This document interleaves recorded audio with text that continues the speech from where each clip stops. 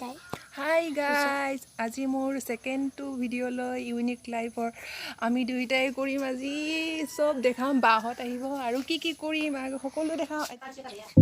আমি অলপ কি কৰি আছো দেখাই দিছো। এইটো বুবাই এই ৰণু চলাইছে।